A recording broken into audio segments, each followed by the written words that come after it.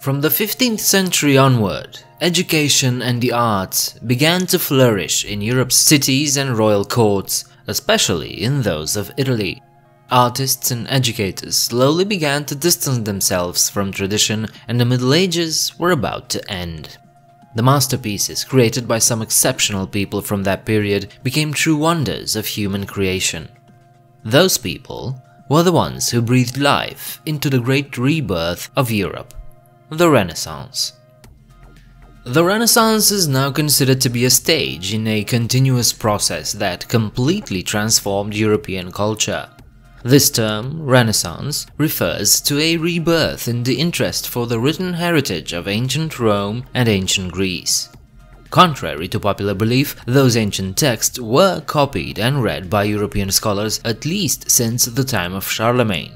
Artists like Giotto di Bondone initiated a true revolution in European painting 1 century before the actual Renaissance.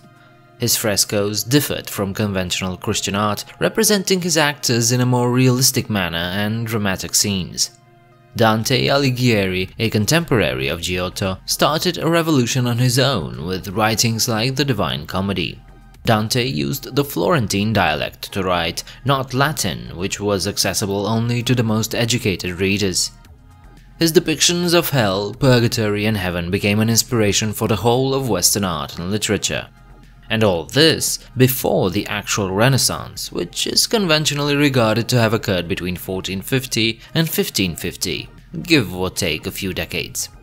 Perhaps the details around the timeline don't matter as much. What does matter is that this era was characterized by exceptionally high levels of creativity and curiosity in arts, architecture, philosophy, and technology. What stood at the base of the Renaissance was economic prosperity. Access to the arts and education was a luxury that became available once new social elites came to be rich. The large cultural centers of the Renaissance were the prosperous city-states of Italy, like Florence, Milan, and Venice, but also Flanders in the Netherlands. This new economic prosperity was brought about by huge gains in banking, commerce, and manufacturing. Cities that hosted this wealth invested generous amounts of money into luxury items, especially cultural ones, sometimes out of civil pride, but more often to improve the prestige of local families, like the famous Medicis of Florence or the Sforzas in Milan. Powerful and rich kings like Matthias Corvinus of Hungary or Francis I of France became prodigious patrons of art as a way to display their political powers. Popes of the Renaissance turned Rome itself into a center of excellence, spending huge amounts of money collected from the faithful on extravagant artistic and architectural masterpieces, like the St. Peter's Basilica. You could be forgiven to think that the Renaissance was an age of reason and science. The cultural masterpieces of this time are, after all, awe-inspiring. But you'd be wrong. The Renaissance was mostly an age when alchemy and astrology were still important, and one of the most famous books of the time remained Malleus Maleficarum, a treatise on witchcraft.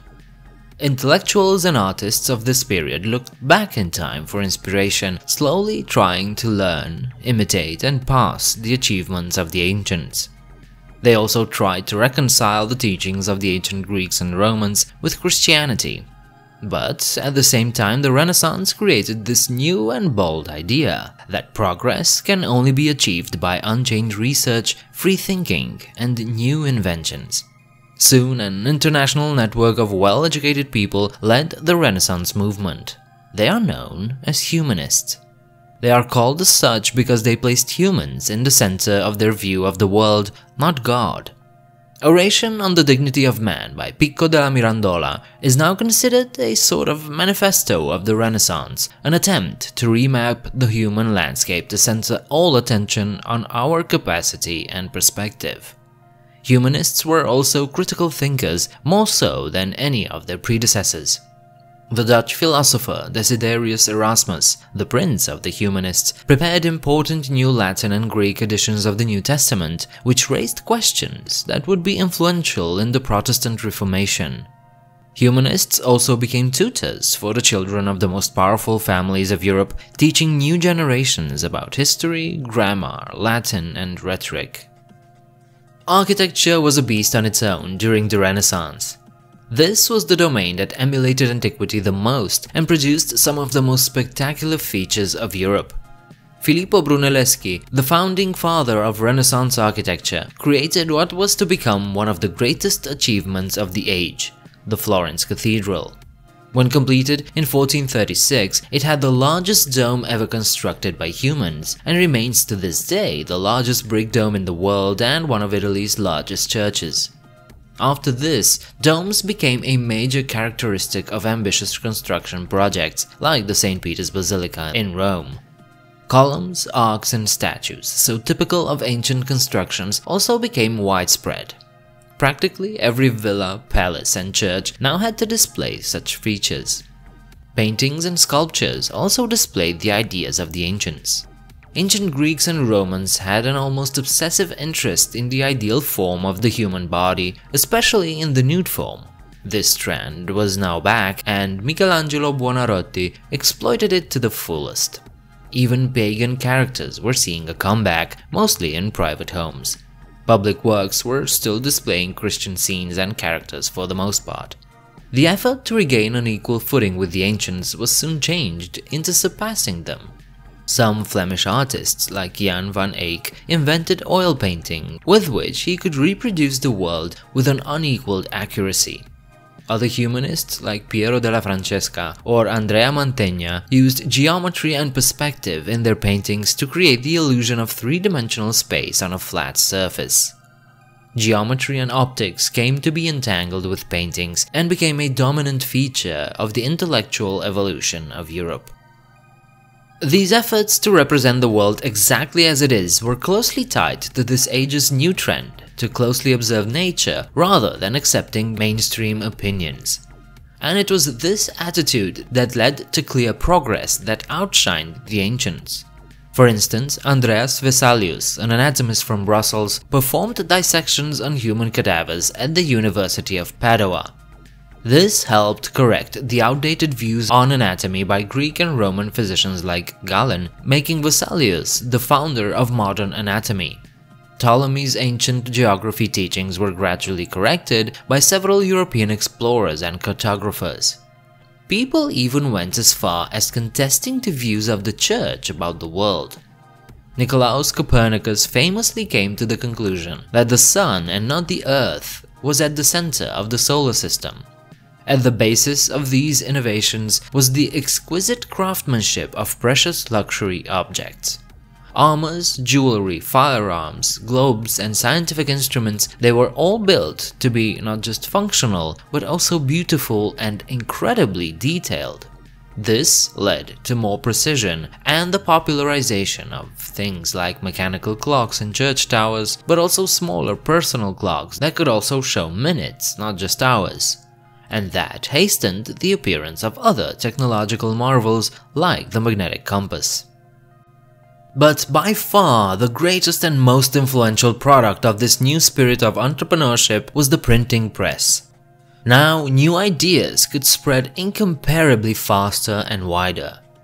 Vernacular languages, meaning languages common folk actually spoke, like English, Italian, or French, gained immense support, leaving texts written in classical Latin or Greek behind. Humanists could put in circulation standardized versions of important texts in languages understood by everyone. Of course, the most important text of all was the Bible. Direct access to the Word of God by the common people was one of the main reasons for the great religious revolution that led to the Reformation. But this cultural progress didn't take place in a nice, quiet set. During the Renaissance, there were some major political and religious conflicts. The city-states of Italy that generated so much creativity were also the scenes of bloody struggles for power. Popular revolts ousted the Medici family twice from Florence, and twice they came back. Meanwhile, the kings of France and the Habsburgs fought several battles in Italy. At one point in 1527, Rome was actually destroyed by the imperial army. In this context, Niccolò Machiavelli wrote The Prince. In it, he accepted that the aims of princes, that of glory and survival, justify the use of any means, immoral or not, to achieve those aims. And this was an accurate description of the world he was living in. Machiavelli is now considered to be the father of political science and philosophy. The religious disputes that emerged did so due to a general dissatisfaction with the church that smoldered during the 15th century. A great portion of the humanists, and especially Erasmus, attacked the church for their ignorance and corruption. They called upon a return to a more pristine form of the faith. On the other hand, Renaissance artists and craftsmen who created and supplied Europe with luxury goods with often pagan connotations now found themselves being attacked by religious reformers. Between 1494 and 1498, Girolamo Savonarola, a radical monk, took control of Florence and organized book burnings and the destruction of works of art in his campaign against wealth and corruption of the soul. Back in Rome, some of the greatest works of art done by Michelangelo or Raphael to beautify Rome were also fueling anger towards the Pope, who spent ridiculous amounts of money on these projects. This atmosphere of religious reform was for the most part contrary to the free-thinking spirit that drove the Renaissance. During the 16th century, free-thinking was repressed. Books like those of Erasmus or Copernicus were outlawed. The Congregation for the Doctrine of the Faith was established to defend the church from heresy, and some thinkers like Giordano Bruno ended up burned at the stake. But, on the long run, the old ways had no chance. The Renaissance put in motion a process that could no longer be stopped. Scientific innovation, philosophical thinking, the spread of ideas and culture to the masses, these all changed Europe and the world and put it on a path straight to modernism. I hope this video was interesting enough to have inspired you to look into it further on your own. If you liked it, leave a like and subscribe. You can leave your comments downstairs, and you can also check out my Patreon page if you want to support me. I do hope to see you next time. Bye.